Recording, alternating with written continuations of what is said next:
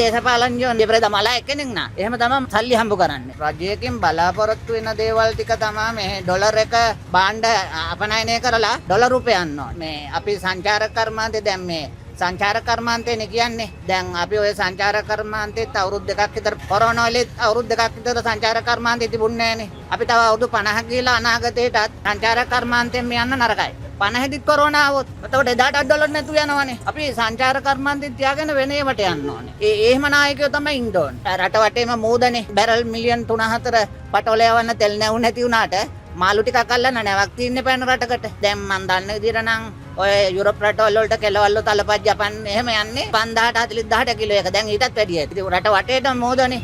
ඒ වගේ ඒවාන් පටන් ගන්න ඕනේ.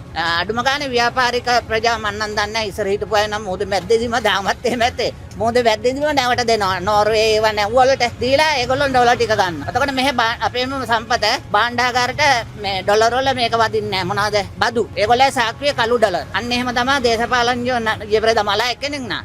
එහෙම තමයි සල්ලි හම්බ කරන්නේ. අපේ සම්පත්. ඉතින් රජය ඒවා බලලා රජයත් ඒවට අත ගහලා හරි ඩොලර් උපයන්න ඕනේ රටට. නැතුව මේ අපි සංචාර කර්මාන්තේ ආයෙත් දවසක ලෙඩක් දුකක් ආවොත් ඩොලර් නැතුව යනවා.